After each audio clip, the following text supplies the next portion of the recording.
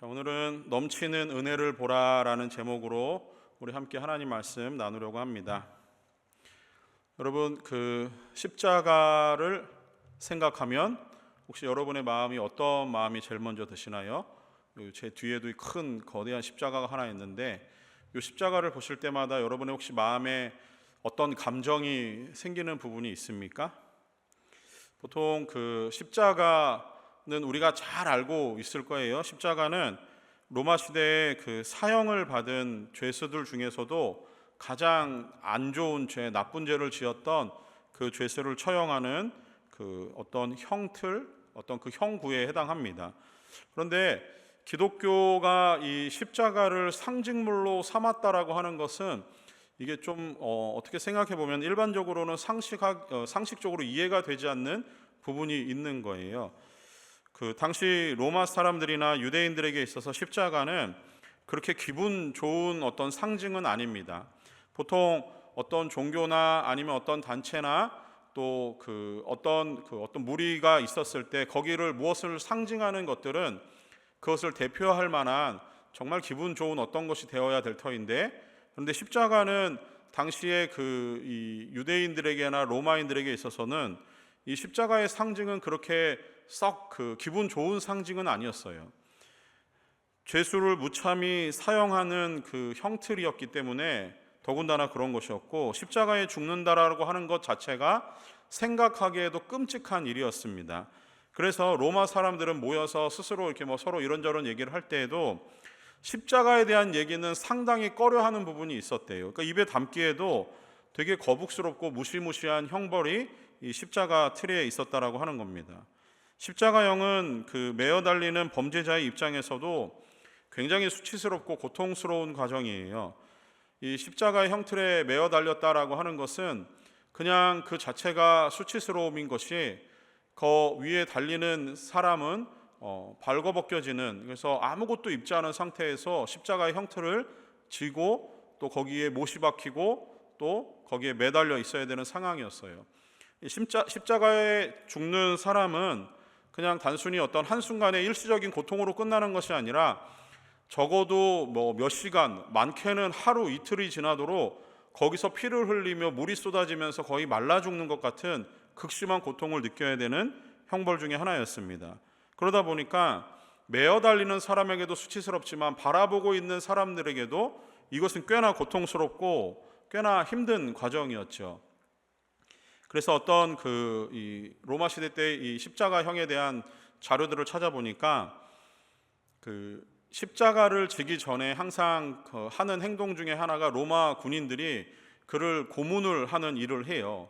근데 그 고문을 할 때 그 십자가형을 당해야 되는 가족들이 로마 군인에게, 그 고문을 하는 군인에게 이렇게 뒷돈을 주고 뭔가 이렇게 뇌물을 갖다 바치는 일을 했다라고 합니다. 이유는 하나예요. 그냥 그때 맞는 그 매질, 그 고문을 통해서 그냥 그 자리에서 죽기를 바라는 마음으로 더 세게 때리고 더 심하게 고문하고 거기서 그냥 죽게 해달라고 하는 부탁을 했을 정도라고 해요. 그러니까 십자가에 달리는 것 자체는 지금 우리가 생각하고 제가 표현하는 것만큼이나 더 극심하고 더 힘든 어떤 상황이었다라고 하는 거죠. 그렇기 때문에 이 십자가 형틀을 바라볼 때마다 그 죄인은 수치스럽지만 바라보는 우리의 입장에 있어서도, 바라보는 사람의 입장에 있어서도 와, 저 죄가 저렇게 심각한 거였구나. 저기서 죽어가는 사람을 보면서 그 형벌의 무서움이 일종의 다른 사람들에게는 어떤 큰 경고로 보여지는 그런 것이었습니다. 당시 이 로마 정부는 십자가형을 아무에게나 내리는 게 아니에요. 거의 나라의 그 국가적인 반역 사건을 일으킨 사람이라든가 아니면 연쇄 살인범과 같은 어떤 사회적인 큰 무리를 일으킨 사람들, 그런 사람들을 주로 그 십자가형에 처했습니다. 그런데 이 십자가형에 달려 죽는 사람들은 다른 사람들이 보기에는 죽을 만하다라는 생각을 했을 거예요. 그런데 우리는 거기에 달린 한 사람을 잘 알고 있습니다. 그 사람은 바로 예수 그리스도예요. 예수님이에요. 예수님은 어떤 죄도 없어요. 빌라도의 신문하는 과정을 통해서 봐도 예수님은 죄가 없으신 분입니다. 그런데 예수님은 죄도 없고 흠도 없으시지만 십자가에 달려 죽으셨어요. 자, 예수님이 십자가에 죽는 것은 이해가 되지 않고 상식적으로도 납득되지 않는 일이었지만 예수님은 그 십자가에 달려서 죽으셨습니다. 예수님이 십자가에 달려 죽는 것은 하나님이 정해놓으신 심판의 원리와 기준에도 절대 맞지 않아요. 성경에서 하나님이 그 어떤 심판의 원리, 기준을 하나 적용해 놓으신 게 있는데, 자, 로마서 2장 6절 말씀과 시편 62편 12절 말씀에 비슷한 맥락의 말씀이 있습니다. 하나님께서 각 사람에게 그 행한 대로 보응하시되. 자, 그리고 시편 60편 12절, 주여 인자함을 따라 주께 속하였나니 주께서 각 사람이 행한 대로 갚으심이니이다. 자, 하나님은 그 사람의 행한 대로 갚으시는 분이라는 거예요. 이게 하나님이 내리는 심판의 어떤 하나의 그 기준이에요. 그러니까 하나님은 굉장히 공명정대하게 하나님의 공의가 흐트러지지 않고 벌받을 사람에게는 벌을 주고, 또 하나님께서 그 의로운 자는 의롭게 하시는 것이 하나님의 심판의 원리라는 겁니다. 그런데 문제는 어디 있냐면은 이 심판 앞에서 의로울 사람이 한 명도 없었다라고 하는 거예요. 로마서 3장 23절인데 의인은 없나니 하나도 없다라고 하는 성경의 인간들을 향한 이 그 어떤 하나의 경고와 이 고백, 이 선포는 모든 사람은 하나님 앞에 의로울 수 없다라고 하는 거예요. 자, 그러면은 하나님의 심판의 원리로 돌아가서 생각해 보면 뭐죠? 모든 사람은 다 하나님 앞에서 죄인이라는 게 성립이 되는 거예요. 성경은 사람을 그렇게 본다라고 하는 거죠. 자, 그러니 각 사람이 자기의 행한 대로 갚으시는 하나님의 공의로운 심판 앞에서 의로움을 인정받을 수 있는 사람은 단 한 사람도 없습니다. 그런데 예수님은 달라요. 예수님은 죄가 없으시고 예수님은 그에게 어떤 흠이 없으신 분이셨어요. 그런데 그는 하나님의 앞에서 그 죄 없고 흠 없으심으로 인해서 아무것도 의로움을 인정받지 못했어요. 예수님은 오히려 죄가 없으셨는데 하나님의 심판을 받아서 십자가에서 죽임을 당하셔야 했습니다. 자, 이걸 놓고 봤을 때 죄 없는 예수님이 심판을 당해 십자가에 죽어야 한다라고 한다면 하나님이 실수도 없으시고 하나님은 오류도 없으시니까 하나님에게 잘못이 없다면 하나님이 그 의로운 예수를 십자가에 죽이신 데에는 뭔가 특별한 이유가 있었다라고 하는 거죠. 그 이유가 설명되어야 우리는 예수 그리스도의 십자가의 죽으심에 대해서 우리도 납득이 될 거예요. 만약에 하나님이 이 예수의 의로운 예수의 죽음에 대해서 하나님이 설명해내시지 않으면, 성경이 우리에게 말씀해 주지 않으면 우리는 여전히 하나님을 어떻게 바라보느냐? 하나님은 공의롭지 않다라고 보게 될 수밖에 없는 거예요. 왜? 한 사람 잘못된 이 심판의 원리 때문에 하나님이 내리시는 모든 공의가 다 여기서 무너지는 거거든요. 그러니 하나님은 성경 말씀을 통해서 왜 예수가 죽어야 하는지, 왜 그가 십자가에서 죽어야 하는지를 설명하셔야 되는 겁니다. 오늘 우리가 나눌 말씀의 주요한 요지가 여기에 있어요. 죄 없으신 예수님이 십자가에 죽어야 되는 이유, 그것은 하나님이 우리에게 어떤 특별한 은혜를 주시기 위함을 오늘 로마서 5장 말씀은 우리에게 설명을 합니다. 예수님이 십자가에서 죽어야 하는 이유에 대해서 성경은 여러 군데서 여러 가지 이야기를 해요. 근데 그 전체적인 맥락을 하나로 요약을 하면은 요한복음 3장 16절의 앞부분에 있습니다. 하나님이 세상을 이처럼 사랑하사 독생자를 주셨으니, 이 구절이에요. 그리고 또 이사야 53장 6절 말씀도 보시면 여호와께서는 우리 모두의 죄악을 그에게 담당시키셨도다라는 거예요. 자, 이 두 말씀을 가만히 놓고 토대로 한번 생각해 보면은 하나님은 독생하신 아들 예수 그리스도를 우리 모두의 죄악을 담당시키기 위해서 세상에 내어주셨다라고 하는 하나님의 마음이 여기서 이제 설명이 됩니다. 그래서 예수님은 이 땅에 오셨을 때 인자에 온 것은 무엇이다라고 설명하는 마가복음 10장 45절 말씀에 예수님이 이렇게 말씀을 해요. 인자가 온 것은 섬김을 받으려 함이 아니라 도리어 섬기려 하고 자기 목숨을 많은 사람의 대속물로 주려 함이니라 라는 거예요. 예수님은 이 세상에 오신 이유를 분명하게 말씀하세요. 자기의 생명은 많은 사람을 위한 대속물이었다라고 하는 겁니다.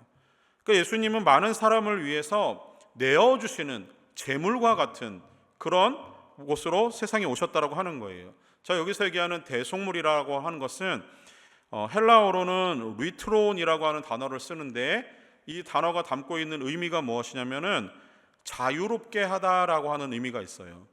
자, 그곳으로 해석해 보면 이렇게 되죠.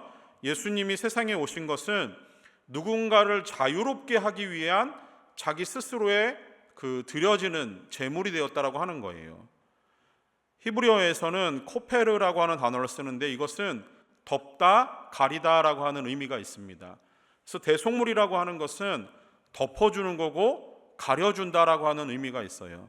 자, 이런 의미들을 가지고 생각했을 때 예수님이 대속물로 오셨다라고 하는 것은 죄로 인해 영원한 형벌을 당해 아무 가망 없고 아무 가치 없는 우리들에게 죄를 덮어주기 위해서, 죄로부터 우리를 자유롭게 하기 위해서 예수님이 스스로가 제물이 되는 지불의 형태로 십자가에서 죽으셨다라고 하는 겁니다.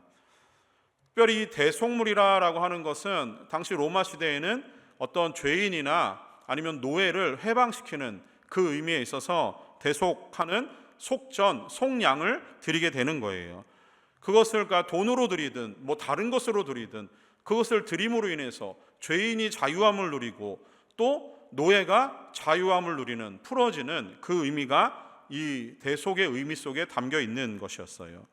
그러니 죄로 종로로 타며 영원한 죄의 속박에서 벗어나지 못하고 영원한 죽음을 당한 인간을 위한 대속물이 필요했는데, 그게 바로 예수 그리스도였다라고 하는 겁니다. 예수님이 십자가에 죽으셔야만 우리는 참 자유를 누릴 수 있는 죄인이었던 거예요. 예수님이 대속물로 드려져야만 우리가 지은 죄가 하나님 앞에서 덮어지고 가려지는 은혜가 있었다라고 하는 겁니다. 독생하신 아들 예수 그리스도가 대속물로 죽으셔야만 우리의 모든 죄가 사하여지는, 그 정도로 우리의 죄는 참혹하고 암담하고 가치없고 그것은 어떤 것으로 대가를 지불해서도 해결할 수 없는 문제였다고 하는 거예요. 그래서 죄에 대해서 우리가 조금 생각해 볼 때 죄의 문제는 항상 아담으로 거슬러 올라가야 됩니다. 죄가 시작된 곳이 거기였기 때문이에요. 아담은 하나님이 처음으로 만드신 최초의 사람이었어요. 근데 아담은 단순히 한 명의 인간이 아니에요. 그 혼자 어떤 개인적인 모습을 가지고 하나님이 그를 창조하신 게 아닙니다. 아담에게는 어떤 의미가 있었냐면, 아담은 모든 인류를 향한 하나님의 대표였던 거예요. 하나님 앞에 대표로 서 있는 사람이었다고 하는 거예요. 오늘 우리가 읽은 본문의 말씀을 보니까 이런 말이 계속 나와요. 한 사람으로 말미암아, 한 사람으로 말미암아. 그 다음에 한 사람으로 말미암아 모든 사람이, 한 사람으로 말미암아 모든 사람이, 이게 계속 반복돼서 나오거든요. 자, 여기서 지금 로마서에서 사도 바울이 이야기하고자 하는 이 한 사람은, 한 사람, 그 사람은 누구냐? 바로 아담입니다. 아담으로 말미암아 모든 사람이 아담의 죄의 영향력 아래 놓이게 된 거예요. 그 이유는 딱 하나예요. 아담은 단순한 한 명의 인간이 아니라 하나님 앞에 서 있는 모든 인간을 대표하는 대표였기 때문이에요. 그는 모든 인간을 대표해서 하나님과 언약을 맺은 약속한 사람입니다. 창세기 2장 16절 17절 말씀 우리 한번 같이 읽어볼까요? 준비 시작. 여호와 하나님이 그 사람에게 명하여 이르시되 동산 각종 나무의 열매는 내가 임의로 먹되 선악을 알게 하는 나무의 열매는 먹지 말라. 내가 먹는 날에는 반드시 죽으리라 하시니라. 자, 이 부분 우리가 잘 알고 있는 부분이에요. 이 부분은 아담에게 하신 말씀이에요. 근데 아담은 당시에 한 개인이 아닌 모든 사람을 대표하는 인류의 대표였어요. 하나님이 아담과 맺은 이것은 약속입니다. 아담과 하나님 사이의 일종의 계약은 무엇이었냐면은 먹지 말라는 거였어요. 또 하나 먹어도 된다라는 거예요. 먹어도 되는 건 뭐죠? 동산에 있는 나무의 모든 나무는 임의로 다 먹어도 되는 거예요. 먹지 말라는 건 뭡니까? 동산 중앙에 있는 선악을 알게 하는 나무의 열매는 먹지 말라는 거예요. 자, 이게 하나님과 사람이 맺은 첫 번째 언약이에요. 이제 아담의 이 언약으로 인해서 아담 이후에 출생하는 모든 사람은 아담의 책임과 의무에 그 우리의 어떤 존재적인 의미가 거기에 이제 놓여 있는 순간이 된 겁니다. 이제부터 아담은 일반적인 한 명의 사람이 아니라 하나님 앞에서 모든 사람을 대표하는 대표자가 된 거예요. 자, 그런데 그 아담이 범죄합니다. 아담이 하나님의 말씀을 어겨요. 하나님과의 언약 관계 안에서 아담이 하나님 앞에서 불순종합니다. 언약을 깨트리는 당사자가 되었어요. 그러니 이 대표성의 원리를 따라서 아담의 범죄는 그 위에 출생하는 모든 사람에게 있어서 다 적용되는 거예요. 선악을 알게 하는 나무의 열매를 따먹는 순간 하나님의 말씀에 대한 그의 도전과 그의 불순종은 모든 사람에게 영향력을 미치게 됩니다. 이 아담의 불순종이 곧 죄입니다. 그리고 그의 모든 죄는, 그의 죄는 이제부터 그 위에 출생하는 모든 사람의 범죄로 적용이 되는 거예요. 그래서 아담의 범죄는 단순한 한 사람의 범죄가 아니라 온 인류의 범죄를 아담이 저지르고 마는 순간이 된 겁니다. 아담이 하나님께 받은 벌은 그 한 사람을 위한 벌이 아니라 그 위에 출생하는 모든 사람을 위한 벌에 동시에 적용이 되는 거예요. 따라서 아담의 죄는 모든 사람에게 영향을 미치고 아담이 받은 형벌 역시 그 위에 출생하는 모든 사람에 하나님이 주시는 영향력을 미치게 되는 거예요. 이것에 대해서 로마서 5장 12절 말씀에서는 이렇게 이야기를 합니다. 그러므로 한 사람으로 말미암아 죄가 세상에 들어오고 죄로 말미암아 사망에 들어왔나니 이와 같이 모든 사람이 죄를 지었으므로 사망이 모든 사람에게 이르렀느니라 라는 거예요. 자, 한 사람은 누구죠? 아담입니다. 그로 인해서 죄가 세상에 들어오고 그 죄가 주는 영향력이 뭐랍니까? 사망에 이르게 되었다라고 하는 겁니다. 모든 사람은 이제부터 하나님 앞에서 죄인인 거예요. 인간의 대표로서 지은 아담의 죄는 모든 사람에게 영향을 미쳤기 때문에 그 위에 태어나는 모든 사람은 자연적으로 죄를 짓는 습관이, 그 습성이 발달하게 되어 있습니다. 그래서 사람은 아무것도 하지 않고 가만히 내버려 두면은 그 스스로가 하나님 앞에서 불순종하려고 그 마음이 끊임없이 충동질하는 그런 사람으로 살아가게끔 되어 있는 거예요. 그래서 우리는 신학적으로 이 단어를 전적 타락이라고 얘기합니다. 아담의 타락은 전적 타락이에요. 그 안에 조금의 희망과 일말의 소망이 끊어져 있는 상태예요. 사람에게는 더 이상 그 스스로가 하나님과의 이 모든 것들을 회복하기에 아무런 능력을 갖추고 있지 않는 상태로 되었습니다. 전적으로 타락한 인간에게 내려지는 하나님의 형벌은 말씀을 통해 보니까 사망이에요. 사도 바울은 이 사망을 영적인 사망, 영적 죽음과 또 우리의 육체적인 죽음으로 이야기를 합니다. 결국 아담을 포함해서 이후에 출생하는 모든 인간은 아담이 지은 죄의 영향력으로 인해서 일평생 그 죄의 영향력 아래 시달리다가 자신이 짓는 죄로 인해서 자신의 죄값을 받아 결국에는 하나님의 심판을 받고 영원한 죽음을 당하게 되어 있었다라고 하는 거예요. 타락의 결과로 인해서 생명의 공급자이신 하나님에게 끊어지고 나니까 더 이상 인간에게는 생명을 공급할 만한 호수가 남아있지 않은 거예요. 죄가 가져온 결정적인 영향력이 이거입니다. 죄의 본질적인 속성은 하나님 앞에 불순종이었고 거기서 오는 가장 치명적인 영향력은 하나님과의 관계에서 끊어짐이에요. 단절입니다.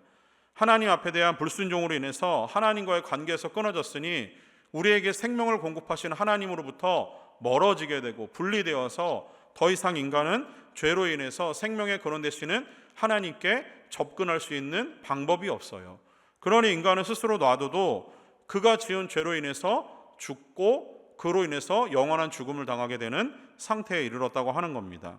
아담이 지은 죄의 결과는 인간의 힘으로는 해결하기에 불가능한 그런 죄였어요. 인간이 수천억 명이 동원이 되고 그들이 수단과 방법을 생각해내고 그들의 모든 지혜를 다 모아서 인간이 지은 죄를 인간 스스로가 해결해보려고 노력한들 그것은 해결할 수 없습니다. 이유는 딱 하나예요. 그것은 자신이 지은 죄로 인해서 자신이 죽는 것이기 때문에 그 모든 죄는 하나님 앞에 만족함이 없는 결국 하나님이 내린 형벌을 그 누구도 풀어낼 능력이 인간에게 남아있지 않았기 때문입니다. 수단과 방법을 동원해도 불가능입니다. 오히려 점점 더 강하게 사망의 그 줄이 스스로의 목을 얽매여 오고 옥죄오는 그런 삶을 살게 되어 있는 거예요. 모든 인간이 하나같이 똑같이 사망의 줄에 옥매여 가지고 그 누구도 스스로를 구원할 수도 없을 만큼 강하게 압박을 해오니 다른 누군가를 돌아볼 만한 여지가 남아있지 않은 겁니다. 죄인인 인간에게는 생명의 공급 장치가 없으니 스스로를 구원해낼 어떤 일들이 하나도 없어요. 인간은 죽음이 왕노릇하는 삶을 살게 되어 있었고 죽을 날만 기다리는 그런 모습으로 하나님 앞에 놓여 있었습니다. 그러나 모든 인간이 이 같은 신세에 있었기 때문에 누구도 자신을 구하는 것 외에 다른 누구도 구해낼 수 있는 방법이 아무것도 없었다라고 하는 거예요. 자, 이게 한 사람 아담에게서 시작된 죄에 대한 결과이고 그의 영향력이라고 하는 겁니다. 자, 기억해야 될 것은 한 사람으로 인해서 이 모든 일이 이렇게 벌어졌다라고 하는 거예요. 자, 그러면은 이제는 이 한 사람의 문제를 가지고 한 사람에게 다시 대입을 해야 되는 겁니다. 본래 한 사람 아담이 모든 인간의 대표였듯이 이제 인간의 새로운 대표가 필요한 거예요. 그가 오셔야 인간의 대표로서 이후에 출생하는 모든 사람들, 이전에 있었던 모든 사람들의 죄의 문제를 일시에 해결할 수 있는 그 계기가 마련되는 거예요. 자, 그분이 누구시죠? 그분이 바로 인간으로 이 땅에 오신 예수 그리스도이십니다. 자, 로마서 5장 17절 말씀 같이 한번 읽어보겠습니다. 한 사람의 범죄로 말미암아 사망이 그 한 사람을 통하여 왕노릇하였은즉 더욱 은혜와 의의 선물을 넘치게 받는 자들은 한 분 예수 그리스도를 통하여 생명 안에서 왕노릇하리로다. 자, 중요한 것, 한 사람으로 말미암아 범죄가 들어왔지요. 한 사람 때문에 사망이 왕노릇하게 되었습니다. 한 사람 예수 그리스도로 말미암아 이제는 생명이 오고 그분으로 인해서 생명이 우리 안에서 왕노릇하게 되는 위치의 변화, 상태의 변화가 한 사람으로 말미암아 달라지게 되었다라고 하는 거예요. 같은 하나님이 보시기에는 인간의 대표였던 아담을 대체할 만한 또 다른 한 사람 예수 그리스도가 인간의 대표가 되셨다라고 하는 거예요. 로마서 5장 19절 말씀도 보여주세요. 한 사람이 순종하지 아니함으로 많은 사람이 죄인 된 것 같이 읽습니다. 한 사람이 순종하심으로 많은 사람이 의인이 되리라. 이거예요. 한 사람을 대체하는 또 한 사람, 그분이 필요하셨다라고 하는 거예요. 아담의 죄가 모든 인류에게 영향을 미쳐서 사망에 이른 것처럼 예수님의 죄 없으신 완전한 순종과 그 예수 그리스도의 완벽한 그의 의로움이 이제 영향력이 되어서 그를 믿는 모든 사람은 곧 하나님 앞에서 사망에서 생명으로 옮겨지는 의인이 되었다라고 하는 겁니다. 모든 인간의 대표의 어떤 아담의 불순종이 죄를 불러오고 사망에 이르게 했지만 모든 인간의 대표로서 성육신하신 예수 그리스도로 말미암아 이제야 비로소 그분의 끝까지 순종하신 순종으로 인해서 모든 사람은 구원을 얻게 되는 그 은혜를 누리게 되었다라고 하는 거예요. 그런데 예수님이 그 한 사람으로 이 땅에 오실 수밖에 없었던 이유는 사람의 범죄함이 사람이 해결해야 되는 하나님의 공의의 속성에 들어맞기 때문이에요. 자, 구약의 제사를 간단히 생각해 보십시오. 범죄는 사람이 지었는데 죄 없는 동물이 죽어야 됐습니다. 이건 하나님이 정해놓으신 제사의 방법이긴 했지만 이거는 따지고 보면 의로운 것은 아니에요. 아버지의 죄를 아들이 대신하는 것도 우리는 그것이 의롭다, 공의롭다라고 얘기하지 않고 불의하다라고 생각합니다. 아들의 죄를 아버지가 대신 지는 것도 우리는 맞지 않다라고 생각을 해요. 자신의 죄는 자신이 지는 거예요. 마찬가지로 사람의 죄는 동물에게 전가한들, 동물에게 떠넘긴들 하나님이 정해놓은 제사의 방법은 그래서 일시적이고 이례적인 거였어요. 이거는 죄를 지을 때마다 연속적으로 행해야 되는 하나의 행위에 불과했던 겁니다. 그것은 그냥 일종의 그림자와 같은 거예요. 완벽하고 완전한 것을 보여주기 위한 구약의 제사의 그림자가 있었다라고 하는 거예요. 그러면 그림자를 나타내는 실물이 있지 않겠습니까? 실제가 있을 거예요. 그 실제가 생명으로 되신 어린 양이신 예수님으로 인해서 예수님이 하나님 앞에 제물이 되어서 우리 모든 사람의 죄를 예수 그리스도께서 해결하셨다라고 하는 겁니다. 그런데 예수님이 이 땅에 오실 때 그래서 인간의 모습으로 참 인간으로 오셨어야 되는 거예요. 빌립보서 2장 6절과 8절 말씀입니다. 우리 같이 한번 읽겠습니다. 그는 근본 하나님의 본체시나 하나님과 동등됨을 취할 것으로 여기지 아니하시고 오히려 자기를 비워 종의 형체를 가지사 사람들과 같이 되셨고 사람의 모양으로 나타나사 자기를 낮추시고 죽기까지 복종하셨으니 곧 십자가에 죽으심이라. 자, 이 짧은 구절에서 예수 그리스도는 하나님의 본체셨다라고 하는 거예요. 그는 근본 하나님이세요. 그러나 그분이 하나님과 동등됨으로 여기지 아니하시고 스스로를 비워서 인간의 모양으로 낮추시고 낮아지셔서 사람의 눈높이까지 맞춰주셨다라고 하는 거예요.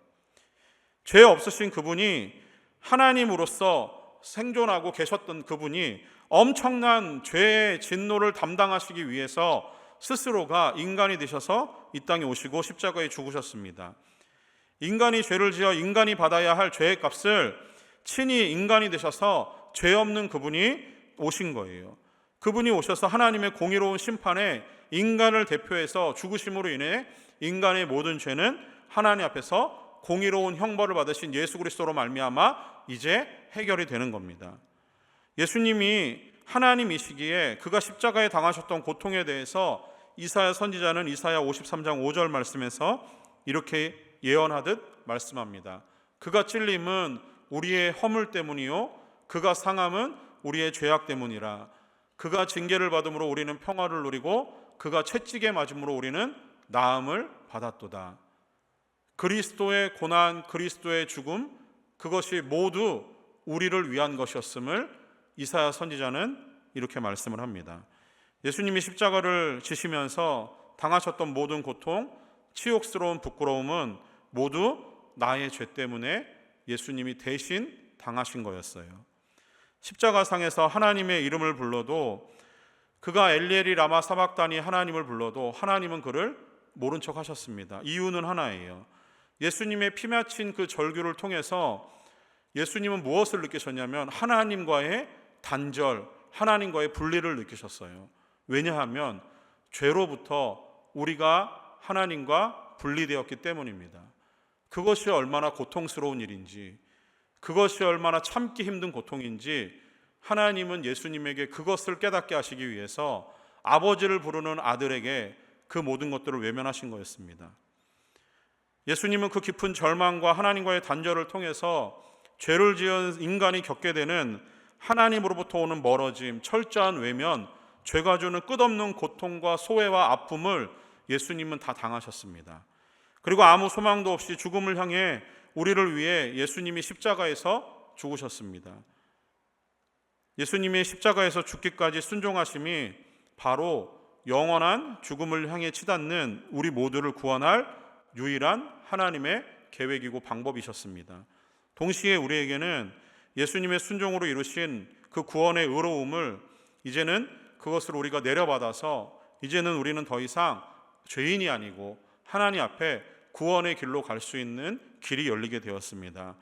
이 구원을 얻는 유일한 방법은 곧 예수 그리스도를 믿음으로 구원을 얻는 데 있습니다. 이것이 우리에게 주신 하나님의 은혜예요. 이것이 하나님의 선물입니다. 로마서 5장 20절 하반절 말씀에 죄가 더한 것에 은혜가 더 넘쳤나니, 이 사도 바울의 아름다운 한마디의 고백이 이 모든 것들을 설명해 주고 있습니다. 우리의 더럽고 추악하고 우리 스스로 해결할 수 없는 죄의 문제 속에서 우리는 허우적대며 영원한 죽음을 당했던 우리를 위해서 주님이 친히 이 땅에 오셨습니다. 그리고 우리를 위해 죽기까지 순종하시고 그리고 우리를 구원해 내셨습니다. 온 우주 만물의 창조주신 하나님께서 인간을 용서하시기 위한 방법으로 그 아들 예수 그리스도를 처참하게 십자가에 내어주셔야만 했던 이유가 바로 여기에 있습니다. 우리의 지은 죄가 얼마나 크고 무거운 것인지, 이 죄가 하나님이 아니고서는, 참 인간으로 오신 하나님이 아니고서는 감당할 수 없는 무게였기에 참 하나님이신 하나님이 인간이 되셔서 이 땅에 오셨던 겁니다. 사랑하는 성도 여러분, 죄가 더한 곳에 은혜가 넘친다는 사도 바울의 이 한마디를 기억하십시오. 우리가 지은 죄에 대해서 더 많이 우리는 기억해야 되고 우리가 지은 죄의 무게가 얼마나 무거운 것인지를 우리는 가슴에 새겨야 됩니다. 그리고 그리스도의 십자가는 우리를 향해서 그것이 얼마나 무한한 은혜이고 얼마나 넘치는 사랑인지 우리는 다시 한번 그것을 묵상해야 되는 시간입니다. 죄가 끝난 그곳, 죄가 멈춰진 그곳에는 하나님의 넘치는 은혜가 있습니다. 먼저는 죄가 끝난 그곳엔 우리를 향하신 하나님의 구원이 있습니다. 예수 그리스도를 믿으면 누구든지 구원을 얻습니다. 이 구원은 곧 영원한 생명을 의미합니다. 그리고 한 번 주신 하나님의 구원은 영원한 것입니다. 과거에 여러분이 어느 순간 예수 그리스도를 믿기로 작정하셔서 그분을 내 삶의 주인으로 인정하셨던 그 순간 여러분은 이미 구원을 얻고 영원한 생명을 이 땅에서 살아가고 있는 하나님의 백성입니다. 또 혹여나 아직 나는 예수님이 누군지 잘 모르고 믿어지지가 않는 분도 있을 수 있어요. 그분이 미래의 어느 순간 예수님이 믿어지고 그분이 내 삶의 주인이심을 고백하게 된다면 그 순간이 바로 구원을 얻는 순간입니다. 그 순간부터 우리는 죽는 그 순간까지, 죽음 이후에 하나님 나라에 들어가는 그 순간까지 우리는 영원한 생명을 보장받은 사람입니다. 이것이 우리에게 주신 죄가 끝난 곳에, 죄가 멈춰선 곳에 주시는 하나님의 구원의 은혜입니다. 또 하나, 죄가 끝난 그곳에서는 우리의 신분의 변화가 일어났습니다. 우리는 본래 하나님 앞에서 하나님과 원수가 되었던 사람들입니다. 하나님과 단절되었고 하나님과 끊어져서 연결되지 못하는 생명이 없는 자들이었습니다. 그러나 죄가 끝난 그곳에 우리는 하나님이 주시는 특별한 은혜, 신분의 변화, 곧 하나님의 자녀가 되는 것입니다. 하나님의 자녀가 되었다라고 하는 것은 아버지이신 하나님이 누리는 모든 은혜와 권세와 영광과 특권을 아들이 다 누리게 되어 있는 거예요. 그래서 여러분이 지금 이 땅을 살아가시면서 하나님의 자녀이기에 하나님이 주시는 놀라운 은혜와 보호를 받으며 살아가고 있다라고 하는 겁니다. 하나님의 자녀로서 실질적인 특권을 누리고 온 우주 만물이 하나님의 자녀되는 여러분 앞에 하나님의 은혜와 사랑을 비추고 있다는 것을 여러분이 기억하십시오. 죄가 멈춰선 그곳은 하나님의 자녀로서의 놀라운 특권이 놓인 신분의 변화가 생긴 하나님의 은혜가 있는 곳이었습니다. 또 하나, 죄가 끝난 그곳에는 성령이 늘 우리와 함께하는, 그래서 우리의 삶에 가장 실질적인 은혜와 도움을 주시는 하나님이 계신 그곳이었습니다. 이것이 진짜 큰 은혜는 무엇이냐면 완전하신 하나님이 잠시도 우리를 떠나지 않으시고 늘 우리와 함께 하신다라고 하는 거예요. 내가 무엇을 하든, 내가 어디에 있든, 내가 어떤 환경과 상황 가운데 있든 성령님, 곧 무한하신 하나님이, 위대하신 주님이 우리와 늘 함께 하신다라고 하는 겁니다. 그러니 세상 앞에서 여러분 주눅 들지 마세요. 세상의 도전 앞에서 물러서지 마십시오. 믿음을 가지고 세상 속으로 들어가서 성령이 함께 하심을, 하나님의 자녀임을, 구원받은 백성임을 세상 가운데서 여러분의 삶으로 살아낼 수 있는 믿음의 사람들 되기를 소망합니다. 그래야 우리의 삶은 죄가 끝난 그곳에서 하나님의 은혜를 누릴 수 있는 은혜의 시작이 있게 되는 거예요. 바라기는 우리 모두의 삶이 그 멈춰선 그곳에서 가만히 계시지 마시고 그곳이 죄가 끝난 곳이라고 한다면 이제는 한 발을 내딛고 하나님의 자녀답게 세상 가운데서 우리와 함께 하시는 하나님으로 인해서 안전감을 누리고 평안을 누리며 하나님이 주시는 영광 앞으로 한 걸음 한 걸음 걸어갈 수 있는 우리 믿음의 온 성도님들 될 수 있기를 간절히 소원합니다.